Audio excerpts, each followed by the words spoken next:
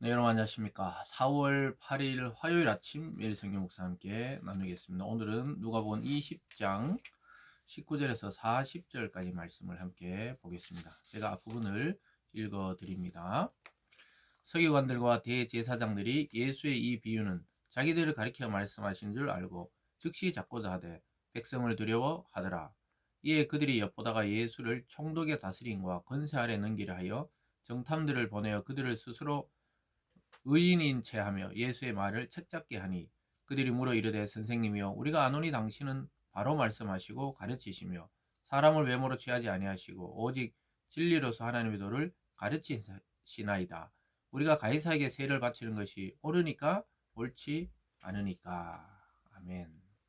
한 구절을 더 봅니다. 끝절 40절에 가보면요. 그들은 아무것도 감히 더 물을 수 없음이더라. 아멘. 오늘 본문의 내용을 중심으로 모든 문제의 해답이신 예수, 모든 문제의 해답이신 예수라는 제목으로 말씀을 증거하겠습니다.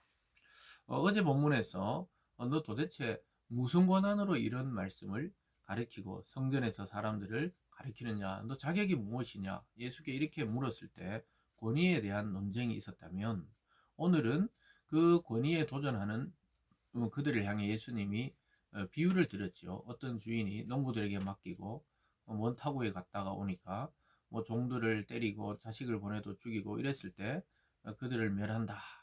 주인이 와서 멸한다. 이런 이야기를 했을 때 오늘 가만히 서기관 대제사장들 즉 그 당시 종교 지도자들이 듣다가 자기들을 비유한 건 줄 알고 엄청 열이 받아서 예수님을 책잡아서 어떻게 해서든 해방 놓고 죽이려고 하는 것을 보게 됩니다. 그러면서 슬쩍 사람들을 보내서 세금에 대한 문제를 이야기하죠. 그 당시 유대를 지배하던 로마의 황제 가이사 그 황제에게 세금을 바치는 것이 옳습니까? 옳지 아니합니까? 이렇게 물어서 만약에 옳다 하면은 민족의 반역자라 그러고 옳지 않다고 하면 로마의 반역자라 그래서 이 정치적인 문제로 예수님을 올가매려고 했던 것이죠. 거기 20절에 보면 이에 그들이 엿보다가 예수를 총독의 다스림과 권세 아래 넘기려 하여 정탐들을 보내어 그들로 스스로 의인인 채 하며 예수의 말을 책잡게 하니 의도적으로 접근했다는 거예요. 그러나 예수님은 이미 이들의 그 의도를 알고 계셨죠. 그러면서 세금의 문제에 대해서 이야기했을 때 예수님은 아주 우문현답이라 그러죠. 어리석은 질문에 현명한 답변을 하시고 역시 하나님의 아들답게 이야기하십니다.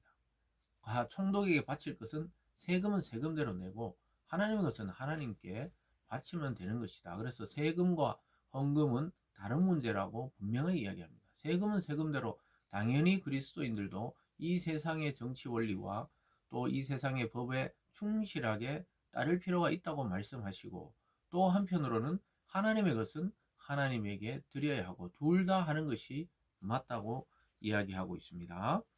25절에 보면요. 이르시되 그런즉 가이사의 것은 가이사에게 하나님의 것은 하나님께 바치라 하시니 그들이 백성 앞에 그의 말을 능히 책잡지 못하고 그의 대답을 놀랍게 여겨 침묵하니라. 예수님을 책잡으러 온 이 첩자들이 질문해서 이거 분명히 걸려들 것이다. 이렇게 생각했지만 예수님께서는 거기서 동전 하나, 데나리온 동전을 하나 갖고 오라는 거예요. 그 형상에 누구 얼굴이 있느냐 물어보니까 사람들이 가이사, 즉 이 동전의 그 앞면에 가이사 황제의 얼굴이 새겨져 있었던 것이죠.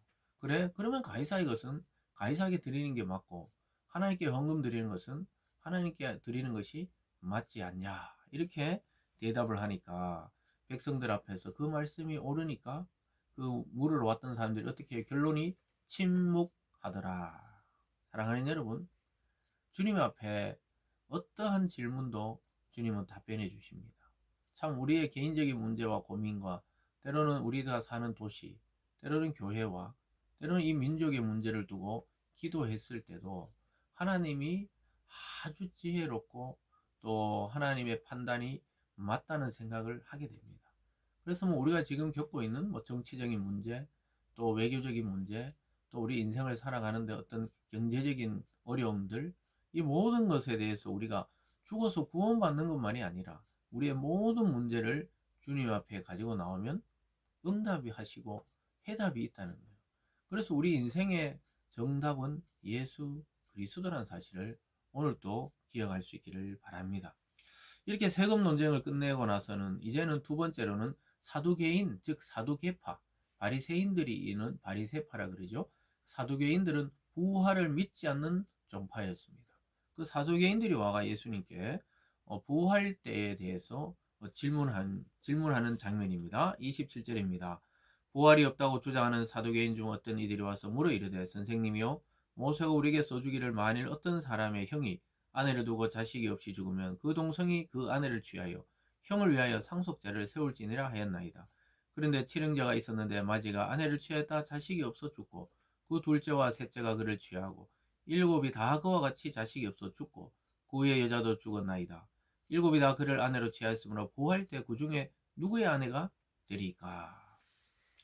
말도 안 되는 질문을 하고 있는 거예요. 칠형제가 다 자식 없이 죽는다고 이렇게 표현한 것도 그렇고 그냥 말도 안 되는데 부활이 없다는 걸 자꾸 강조하기 위해서 예수님께 부활 때 누구의 부인이 되겠습니까? 왜냐하면 제일 큰 형과 어떤 여자가 결혼했는데 형이 자식 없이 죽었어요. 그러면은 유대의 그 율법에 따라서 동생이 형수에게 들어가서 아들을 놓게 해서 그 형의 이름으로 가문을 이어가게 하는 그런 제도가 이 고대 유대에는 있었습니다. 그걸 이야기하면서 부활 때에 그러면은 그 일곱 명의 그 형제가 한 여자를 아내로 다 취했는데 그럼 누구와 아내가 되냐? 말도 안 되는 이야기들을 하고 있죠. 그러나 이 말도 안 되는 말에도 예수님은 아주 지혜롭게 이야기하면서 너희들이 부활을 모른다는 거예요. 이렇게 지적하시죠. 거기 가보면요. 34절에 예수께서 이르시되 이 세상의 자녀들은 장가도 가고 시집도 가되 세상과 및 죽은 자 가운데 부활함을 얻기에 합당하여 여김을 받은 자들은 장가가고 시집가는 일이 없으므로 그들은 다시 죽을 수도 없나니 이는 천사와 동등이요 부활의 자녀로서 하나님의 자녀임이라. 너희들이 하나님 말씀을 모르니까 오해한다는 거예요.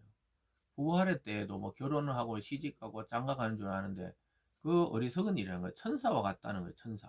천사와 같이 영적 피조물들 같이 우리가 그런 완전한 몸으로 부활한 다음에는 결혼하는 것도 없고 시집가는 것도 없고 다 동등이다 이렇게 말하면서 부활의 자녀로서 하나님의 모두 자녀로서 살아가기 때문에 결혼이라는 제도가 부활의 때에는 필요가 없다는 거예요.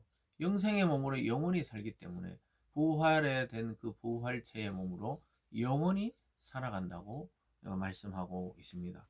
그래서 그들이 참 어리석다는 것을 말하고 있죠.